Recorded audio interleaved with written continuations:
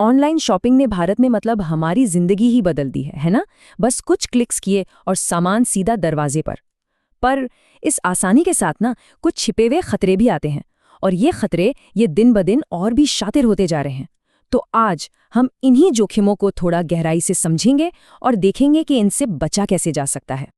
तो सवाल ये नहीं है कि ऑनलाइन शॉपिंग करनी चाहिए या नहीं, वो तो हम सब करती हैं। असली सवाल ये है कि जब हम शॉपिंग करते हैं तो हम कितने सेफ हैं। ये एक ऐसा सवाल है जो हम सबसे जुड़ा हुआ है, और आज हम इसी के जवाब ढूंढने की कोशिश करेंगे। देखिए, द टाइम्स ऑफ इंडिया का ये कोट ना पूरी सिचुएशन को साफ कर देता है। अब बात सिर्फ नकली सामान भेजने तक नहीं रह गई है। फ्रॉड करने वाले अब सोशल इंजीनियरिंग का इस्तेमाल कर रहे हैं। इसका सीधा सा मतलब ये है कि वो अब टेक्नोलॉजी को नहीं बल्कि हमारे भरोसे और हमारी भावनाओं को हैक कर रहे हैं। तो चलिए इस नए धोखाधड़ी के माहौल को समझते हैं। ये जानना बहुत ज़रूरी है कि आज के जो खतरे हैं ना, वो पहले से कहीं ज़्यादा चालाक और सोफिस्टिकेटेड हो चुके हैं। तो देखिए, आजकल के हमले कितने अलग अलग तरीकों से हो रहे हैं। कभी ओटीपी चुराने की कोशिश, तो कभी सोचिए सिम को ही किसी और के नाम पे ट्रांसफर करवा लेना, या फिर कोई कस्टमर केयर बनकर कॉल करेगा और एक नकली यूपीआई लिंक भेज देगा। इन सब में एक बात कॉमन है, ये किसी टेक्नोलॉजी की कमी का फायदा नहीं उठाते, बल्कि ये सीधे सीधे हमारे भरोसे का फायदा उठाते हैं। लेकिन सोचने वाली बात है कि ये धोखेबाज आखिर कामयाब कैसे हो जाते हैं। चलिए अब इनकी पूरी कार्यप्रणाली को डिकोड करते हैं और जानते हैं कि ये इतने सोफिस्टिकेटेड हमले आखिर काम कैसे करते हैं। ज्यादातर ऑनलाइन फ्रॉड की जड़ होती है फिशिंग। ये समझिए एक डिजिटल जाल है।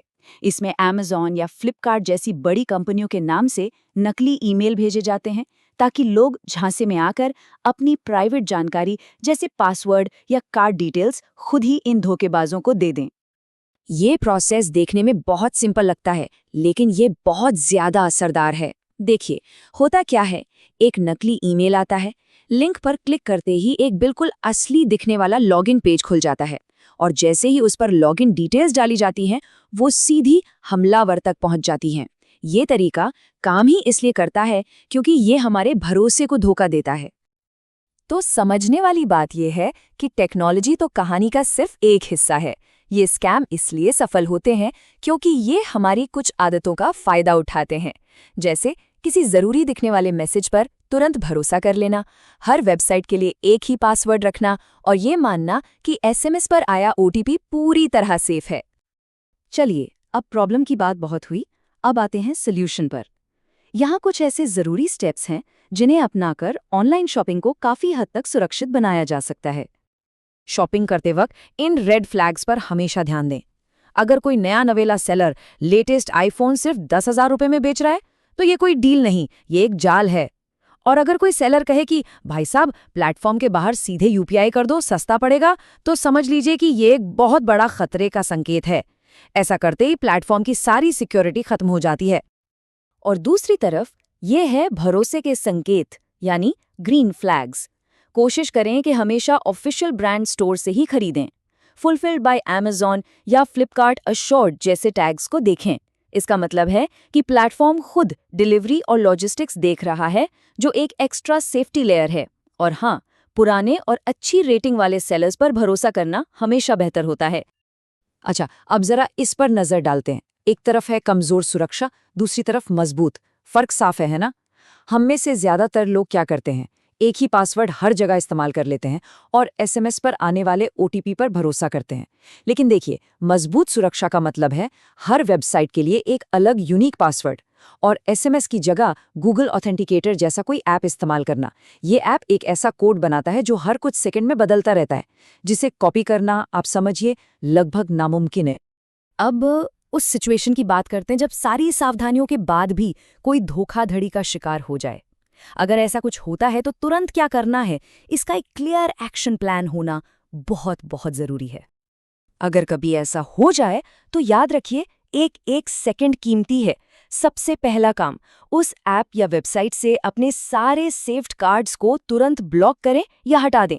अगर सिम स्वाइप का जरा भी शक है तो फौरन अपने मोबाइल ऑपरेटर को फोन करके सिम फ्रीज कराएं। इसके बाद सारे पासवर्ड बदलें, प्लेटफॉर्म के ऑफिशियल हेल्प सेंटर पर फ्रॉड रिपोर्ट करें और आखिर में अपने बैंक को जरूर इन्फॉर्म करें। ये एक बहुत काम का टूल है। हो सके तो इसका एक स्क्रीनशॉट ले लें, क्योंकि घबराहट में ना अक्सर सही शब्द याद नहीं आते। इस तरह का एक रेडी टेम्पलेट होने से रिपोर्टिंग बहुत तेज और असरदार हो जाती है। बस इसे कॉपी करें, अपनी डिटेल्स भरें और तुरंत भेज दें। और आखिर में देखते हैं कि इसे अपनी रोज की आदत कैसे बनाया जाए। बस ये 3 सिंपल स्टेप्स हैं। हर सुबह उठकर पिछले दिन के बैंक या यूपीआई ट्रांजैक्शंस पर एक नज़र डालें। लॉगिन के लिए हमेशा ऑथेंटिकेटर ऐप और पासवर्ड मैनेजर का इस्तेमाल करें। और किसी भी अनजान मैसेज के लिंक पर क्लिक करने से पहले बस एक पल रुककर सोचें। ये छोटी छोटी आदतें मिलकर एक बहुत मजबूत सुरक्षा कवच बना सकती हैं। तो अंत में ये एक सवाल सोचने पे मजबूर करता है। जैसे जैसे हमारी दुनिया और डिजिटल होती जा रही है, क्या हमारी सतर्कता, हमारी सावधानी ही हमारी सबसे कीमती चीज, एक तरह की नई करेंसी बन गई है? इस पर सोचिएगा जरूर।